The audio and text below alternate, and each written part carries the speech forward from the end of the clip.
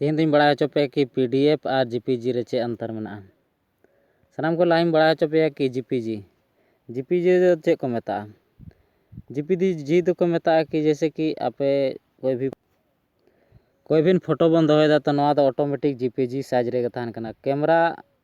ते जुदी फोटो बन खिंचाए को मोबाइल ते फोटो बन खिंचाए को तो नवा दो ऑटोमेटिक जीपीजी साइज रे फोटो सेव उतारो कना जीपीजी रे दो फुल फॉर्म हुई कना कि जीपीजी रे फुल फॉर्म दो हुई कना जॉइंट फोटो एक्सपर्ट ग्रुप यानी नवा फोटो दो पूरा मिटे जीपीजी साइज रे फॉर्मेट रे सेव उतारो कना और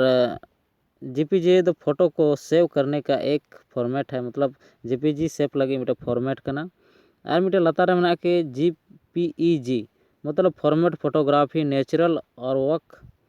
वर्क फोटोग्राफी नेचुरल और टवर्क यानी नवा ऑटोमेटिक आया नेचुरल रूप से हुई नवा अधिक गुणवत्ता सेपो कना और उसके साथ साथ हुई कना कि पीडीएफ दो हुई कना नवा कोई भी डॉक्यूमेंट एम सेव एदा पीडीएफ तो पीडीएफ रे सेव उतारो कना और पीडीएफ रे बहुत अच्छा मेना पीडीएफ रे फुल फॉर्म हुई कना कि पीडीएफ किसी भी डॉक्यूमेंट जैसे कि एमएस वर्ड एमएस एक्सेल के डॉक्यूमेंट को पीडीएफ फाइल फॉर्मेट में सेव किया जाता है ओना साथे हुई कना कि मान ले कोई भी फोटो मान ले कि आधार कार्ड में फोटो केदा वोटर आईडी में फोटो केदा पासबुक में फोटो केदा तो ओना हो पीडीएफ रेम दो दाड़ेया तो दूसरा ऑप्शन है कि पीडीएफ फॉर्मेट में डॉक्यूमेंट को सेव करने के बाद टेक्स्ट को एडिट करना कठिन हो जाता है और मतलब हो कि पीडीएफ रे यदि आम मेना तमा से डॉक्यूमेंट तो डॉक्यूमेंट मतलब कि आधार कार्ड यदि पीडीएफ रे मेना तमा तो ओंडे खो बांग एडिटोआ और यदि ओनागे जीपीजी रे तहन तमा तो ओंडे खो एडिट हो दाड़ेया और जीपीजी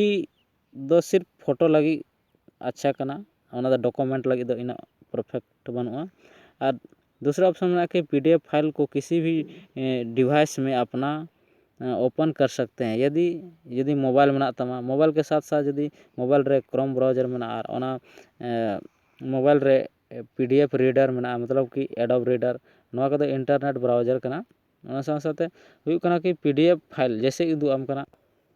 जैसे कि नवा को नेलोक कना कि नवा को पूरा पीडीएफ रे मेना पीडीएफ फाइल रे सेव मेना नवा को नवा भीतर रे डॉक्यूमेंट मेना जैसे मीटिंग उदू आपे कना एग्जाम्पल रूप ते नवा मिटे डॉक्यूमेंट नवा दो एक मिनट लड़ा करना नवा दो फोटो कते इन पीडीएफ री सेव कदा पशु प्रशिक्षण प्राप्ति हेतु आवेदन पत्र नोड़े पीडीएफ साइज रे चे हुई कना कि आम मान ले कि जूम आम बाम नेल नामदा तो जूम कते हन नवा दो बांग ओडेगो कना जूम कते हन ऑटोमेटिक सफा के तहन कना हैं से और उसके बाद नोड़े खो चेतान रे ऑप्शन मना नोड़े खो आम दो यदि मेना कि इन सेव का तो नोड़े आम दो सेव ड्राइव रे हम सेव दाड़ेया चाहे नोड़े खो जीमेल रे भेजा दाड़ेया उसके साथ साथ नोड़े पीडीएफ रे मेना तमा तो सेंड फाइल रे भेजा दाड़ेया ऑप्शन में डाउनलोड में प्रिंट नोड़े खो प्रिंट हम दाड़ेया चाहे नोड़े खो आम जम भेजा होया तो उनी पीडीएफ फाइल रे तहना तो नोड़े खो डायरेक्ट प्रिंट मारावा और प्रिंटवा ओड़े खो एडिट रे दरकार गवा तो कोई भी सजेशन पे कि डॉक्यूमेंट कोई भी पे दोया तो हमेशा नवा पीडीएफ फाइल रे दोहे पे और जीपी साइज रे फोटो दो नका हालांकि जीपीजी साइज दो फोटो लगी परफेक्ट गया नवा दो पूरा नेचुरल रे तहन कना और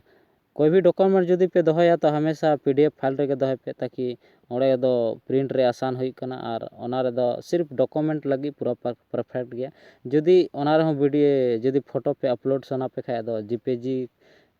हाँ फोटो पीडीएफ रे पे बदल दाड़ेया अगला वीडियो रिंग उदू सदर आबो कि आबो चेक लकाते पीडीएफ फोटो खो पीडीएफ चेक लका बन डॉक्यूमेंट यदि कैमरा ते बन फोटोया तो ओंडे खो चेक लकाते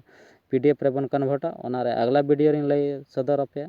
तो इया यदि वीडियो पे खुशिया तो वीडियो दो इन हमेशा आबो को तलाते